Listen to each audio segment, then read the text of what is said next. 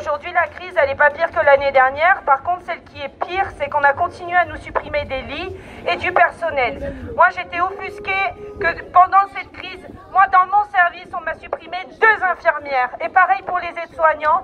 Et c'est partout dans tous les services. On a beau le dénoncer, on nous dit non, vous faites que vous plaindre, c'est pas vrai, etc.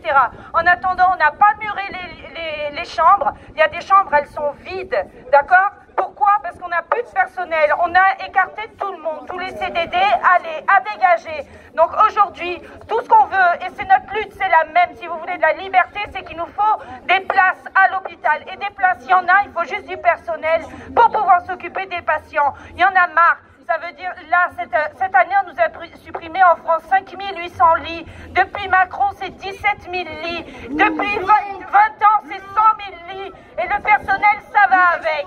Plus on supprime de lits, plus on supprime de personnel. Et si vous voulez votre liberté pour qu'on arrête de nous instrumentaliser, à dire qu'on a la tête sous l'eau, etc.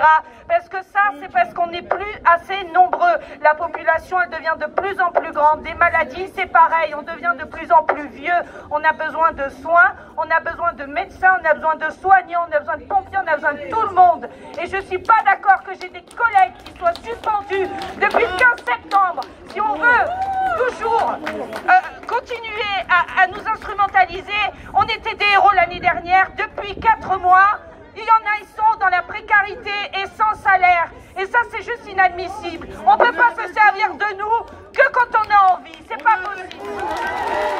Ce ne sont pas les gens qui exercent leur libre choix, ceux qui mettent en danger la santé, ce sont ceux qui cassent l'hôpital public, ce sont ceux qui ont fermé des lits, ce sont ceux, pas tous monsieur, ce sont ceux qui menacent le service de psychiatrie de l'hôpital de Draguignan, ce sont ceux qui ont fermé les urgences de nuit, ce sont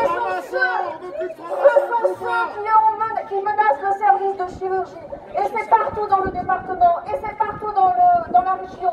Le service des urgences de Manos qui est en train de fermer. Je fais partie avec d'autres ici, avec Sandrine, avec Patricia, d'un collectif pour la réouverture des urgences, pour donner des moyens à l'hôpital, parce que ce qu'il faut à l'hôpital, c'est des lits, des bras, des pognons, pour que les gens aient envie d'y travailler, et pour que les patients ne soient pas en danger. Nous avons une pétition que nous proposons à faire signer pour la réouverture des urgences. Et je vous invite à être aussi nombreux qu'aujourd'hui, mardi à 18h, pour une marche au flambeau devant la sous-préfecture, parce que nous ne devons pas nous diviser sur la question du vaccin, nous devons nous rassembler sur la question de la santé publique. Et c'est comme ça que tous ensemble, dans la rue, et j'espère aussi dans les urnes au mois d'avril, nous réussirons à reconquérir